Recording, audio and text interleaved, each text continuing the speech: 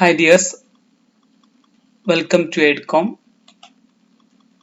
ഈ ഒരു വീഡിയോയിൽ നമ്മൾ ഡിസ്കസ് ചെയ്യുന്നത് കോർപ്പറേറ്റ് അക്കൗണ്ടിങ്ങിന്റെ ഒരു മോഡൽ ക്വസ്റ്റ്യൻ ആൻഡ് ആൻസർ ആണ്. കാലിക്കറ്റ് യൂണിവേഴ്സിറ്റിയുടെ ബികോം BBA തേർഡ് സെമസ്റ്ററിന്റെ ഒരു മേജർ സബ്ജക്റ്റ് ആണ് കോർപ്പറേറ്റ് അക്കൗണ്ടിങ്. FIUGP സിസ്റ്റം പ്രകാരമാണ് നമ്മുടെ ഈ ഒരു ക്വസ്റ്റ്യൻ പേപ്പർ നമ്മൾ തയ്യാറാക്കിയിട്ടുള്ളത്. സോ നമ്മൾ നേരെ ക്വസ്റ്റ്യനിലേക്ക് കടക്കുകയാണ്. നിങ്ങൾ ജസ്റ്റ് ഈ ഒരു ക്വസ്റ്റ്യന്റെ ആൻസർ പഠിച്ചാൽ തന്നെ നിങ്ങൾക്ക് പാസ്സാവാനുള്ള മാർക്കെങ്കിലും അറ്റ്ലീസ്റ്റ് കിട്ടും. ഓക്കെ, അപ്പൊ നന്നായി ശ്രദ്ധിക്കാം. 2024 അഡ്മിഷൻ 2 മണിക്കൂറാണ് എക്സാം ഉണ്ടാവുക. 70 മാർക്ക്, ബാക്കി 30 മാർക്ക് ഇന്റേണൽ മാർക്കാണ്. സെക്ഷൻ 3 സെക്ഷൻ ഉണ്ടാവും. Section A, section B, section C എന്ന് പറഞ്ഞിട്ട്. ഓക്കെ, ഫസ്റ്റ് സെക്ഷൻ ആണ് answer all questions. Each question carry 3 mark. എല്ലാ ക്വസ്റ്റ്യനും 3 മാർക്കാണ്. എല്ലാ ക്വസ്റ്റ്യനും അറ്റൻഡ് ചെയ്യാം. മാക്സിമം 24 മാർക്കേ കിട്ടുള്ളൂ. അതായത് എല്ലാ ക്വസ്റ്റ്യനും 10 ക്വസ്റ്റ്യൻ ഉണ്ടാവും 3 മാർക്കിന്റെ, 30 മാർക്ക് ടോട്ടൽ. പക്ഷെ അത് എത്ര കിട്ടുള്ളൂ? 24 മാർക്കേ കിട്ടുള്ളൂ. ഇനി ക്വസ്റ്റ്യനിലേക്ക് കടക്കാം.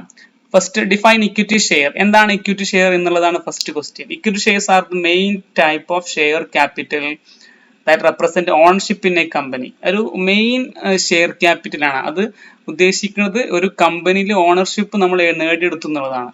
That's which are not preference share. Equity shares are not preference shares. ഇത് എന്തല്ല? പ്രിഫറൻസ് ഷെയർസ് അല്ല. പ്രിഫറൻസ് ഷെയർസ് അല്ലാത്തതൊക്കെ എന്താണ്? ഇക്വിറ്റി ഷെയർ ആണ്. അങ്ങനെ പറയാൻ പറ്റും.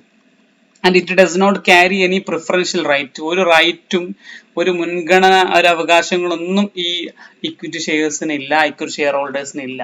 ഓക്കെ, അതാണ് ഡിഫൈൻ ഇക്വിറ്റി ഷെയർസ്. മറ്റൊരു question, what is the redeemable preference shares? Redeemable preference shares are those shares that can be repaid redeemed by the company after a specified period. ഒരു specified period കഴിഞ്ഞാൽ ആ shares തിരിച്ചു കൊടുക്കും. അതാണ് redeemable preference shares എന്ന് പറഞ്ഞാൽ. ആ shares എന്ത് ചെയ്യും?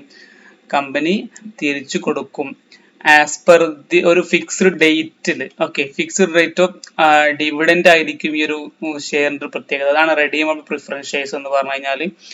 ശരിക്കും പറഞ്ഞാൽ ഒരു നിശ്ചിത ഡേറ്റ്, പറഞ്ഞ ഡേറ്റ് എത്തിക്കഴിഞ്ഞാൽ അത് എന്ത് ചെയ്യണം? തിരിച്ചു കൊടുക്കണം. ആ എമൗണ്ട് തിരിച്ചു കൊടുക്കണം കമ്പനി. അതാണ് റെഡീമബിൾ പ്രിഫറൻസ് ഷെയർസ്. മറ്റൊന്ന്, explain the source of redemption. ഞാൻ ചെറിയൊരു ഐഡിയ മാത്രമാണ് ഇതൊക്കെ തരുന്നത്. റിഡംഷന്റെ സോഴ്സ് ഉണ്ട്. റിഡംഷന് 3 സോഴ്സ് ഉണ്ട് പ്രധാനമായിട്ടും. ഒന്ന് redemption out of the profit, then redemption out of the fresh issue of shares, then combination of both. അതായത് പ്രോഫിറ്റും ഫ്രഷ് ഇഷ്യൂയും കൂടെയുള്ള കോമ്പിനേഷൻ ആണ് 3. അങ്ങനെ 3 സോഴ്സസ് ഓഫ് റിഡംഷൻ ആണുള്ളത്, റിഡംഷന്റെ സോഴ്സസ്. അതായത് മറ്റൊരു question, what you mean by pro rata allotment? എന്താണ് pro rata allotment? Prorata allotment occur when shares applied for exceed the shares offered and the company allots shares to applicant in proportion to the number of shares they applied for. Company share issue ചെയ്തു, പക്ഷെ ഒരുപാട് application കിട്ടി. Share issue ചെയ്തതിനേക്കാളും application കിട്ടി means offer ചെയ്തതിനേക്കാളും application കിട്ടിയാൽ ഒരു പ്രപ്പോർഷന്റെ അടിസ്ഥാനത്തിൽ എന്ത് ചെയ്യും? അവർക്ക് നമ്മൾ ഇത് അപ്ലൈ ചെയ്യും. ഈ അപ്ലിക്കൻസ് നമ്മൾ ഈ കമ്പനി ഷെയറുകൾ അലോട്ട് ചെയ്ത് കൊടുക്കും ഒരു പ്രപ്പോർഷന്റെ അടിസ്ഥാനത്തിൽ. അതിനെയാണ് പ്രോറാറ്റ അലോട്ട്മെന്റ് എന്ന് പറയുന്നത്. മറ്റൊരു question, what is NCI? Non controlling interest ആണ്. NCIന്റെ full form. NCI stands for non controlling interest. It represent the equity in subsidiary not owned by the parent company. ഇത് നമ്മുടെ കൺസോളിഡേഷൻ ഓഫ് ബാലൻസ് ഷീറ്റ് ഒക്കെ നമ്മൾ തയ്യാറാക്കൂലേ, consolidated financial statement, ആ ഒരു ചാപ്റ്ററിലുള്ളതാണ് അല്ലെ. അപ്പോ here it show the portion of profit or net asset belong to the minority share holders. Minority share ഹോൾഡേഴ്സിന്റെ പ്രോഫിറ്റിനെ അല്ലെങ്കിൽ അവരുടെ നെറ്റ് അസെറ്റിനെയാണ് ഇത് കാണിക്കുന്നത്. അതാണ് NCI, non controlling interest. That means minority share holders ഉണ്ട്, അതായത് പേരന്റ് കമ്പനിയുടെ താഴെ അല്ലെ സബ്സിഡറി കമ്പനി ഉണ്ട്, അവരുടെ ഒരു മൈനോറിറ്റി ഷെയർ അവർ മൈനോറിറ്റിയാണ്. അതാണ് മൈനോറിറ്റി ഷെയർ ഹോൾഡേഴ്സ് എന്ന് പറയുന്നത്. അപ്പൊ അവരുടെ പ്രോഫിറ്റിനെ അല്ലെങ്കിൽ അവരുടെ ആ ഒരു ഷെയറിനെ വിളിക്കുന്ന പേരാണ് നോൺ കൺട്രോളിംഗ് ഇൻട്രസ്റ്റ് എന്ന് പറയുന്നത്. ദെൻ മറ്റൊരു ക്വസ്റ്റ്യൻ ആണ്, what is rebate on bill discounted? Rebate on bill discounted is an adjustment made for unearned discount on bills receivable that are discounted before the balance sheet date but not yet matured. It is treated as an expense or liability.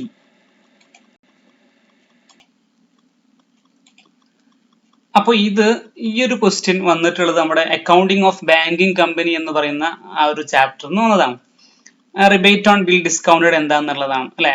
അപ്പൊ actually rebate on bill discounted it's an unearned discount ആണ്, ഒരു unearned discount ആണ്. Bills receive ചെയ്യുമ്പോൾ നമുക്ക് discount കിട്ടും. It's get an income called discount. Bank എന്ത് ചെയ്യും നമുക്ക്, when a bank discount a bill of exchange, the whole amount of discount received during the accounting year, it may not be related to the accounting year. നമുക്ക് കിട്ടിയ discount ആ ഒരു accounting ഇയറുമായി ബന്ധപ്പെട്ടത് മാത്രമായിക്കൊന്നില്ല, അത് അടുത്ത പ്രാവശ്യത്തേക്ക് എന്ത് ചെയ്യും, ക്യാരി ഫോർവേഡ് ചെയ്യും, അടുത്ത പ്രാവശ്യത്തേക്ക് അത് മാറ്റിവെക്കും. അപ്പൊ അത്തരം ഡിസ്കൗണ്ടുകളെയാണ് റിബേറ്റ് ഓൺ ബിൽ ഡിസ്കൗണ്ടഡ് എന്ന് പറയുന്നത്. ഓക്കെ, ഇതെന്തില്ല, actually it not yet matured, it's treated as an expense or liability. ഒരു ലാബിലിറ്റി ആയിട്ട്, ഒരു എക്സ്പെൻസ് ആയിട്ടാണ് ഇത് ട്രീറ്റ് ചെയ്യുന്നത്. ഇതിന് അൺഎക്സ്പയർഡ് ഡിസ്കൗണ്ട് എന്നും പറയുന്നുണ്ട്. അതേപോലെ തന്നെ ഡിസ്കൗണ്ട് റിസീവ്ഡ് ഇൻ അഡ്വാൻസ് എന്നും പറയുന്നുണ്ട്. അപ്പൊ നമുക്ക് ഡിസ്കൗണ്ട് കിട്ടിയിട്ടുണ്ട്. ബിൽ ഓഫ് എക്സ്ചേഞ്ച് നമ്മൾ ഡിസ്കൗണ്ട് കിട്ടിയത് ചിലപ്പോൾ ഈ വർഷത്തേക്ക് മാത്രമുള്ളതായിരിക്കില്ല. ആ ഒരു ഡിസ്കൗണ്ടിന്റെ എമൗണ്ടിൽ അത് അടുത്ത വർഷത്തേക്കും ഉള്ളതും അഡ്വാൻസ് ആയിട്ട് എന്ത് ഉണ്ടാവും, കിട്ടിയിട്ടുണ്ടാവും. അതിനെയാണ് റിബേറ്റ് ഓൺ ബിൽ ഡിസ്കൗണ്ടഡ് എന്ന് പറയുന്നത്. Then what is bargain purchase? Bargain purchases arise when the purchase consideration paid for acquiring a business less than the fair value of its net asset. Net asset നേക്കാളും consideration കുറവാണെങ്കിൽ ആ ഒരു difference is treated as a capital gain അല്ലെങ്കിൽ in the acquire book. അപ്പൊ അതിനെയാണ് bargain purchase എന്ന് പറയുന്നത്. One purchase consideration paid for acquiring a business less than the fair value of is net identifiable asset. Okay, net അസറ്റിനേക്കാളും കുറവാകുമ്പോൾ അതാണ് bargain purchase എന്ന് പറയുന്നത്. ആ ഒരു ഡിഫറൻസ് ഉണ്ടാവും. Then difference between bonus share and right share. Bonus ഷെയറും right ഷെയറും തമ്മിലുള്ള വ്യത്യാസം. Bonus shares are additional shares issued by a company to existing shareholders free cost. നിലവിലുള്ള ഷെയർ ഹോൾഡേഴ്സിന് ഫ്രീ ആയിട്ട് കൊടുക്കുന്നതാണ് ഈ ബോണസ് ഷെയർ എന്ന് പറഞ്ഞാൽ. കാരണം കമ്പനിക്ക് ഓവർ ലാഭം കിട്ടുമ്പോൾ out of the accumulated profit or reserve to capitalize the profit.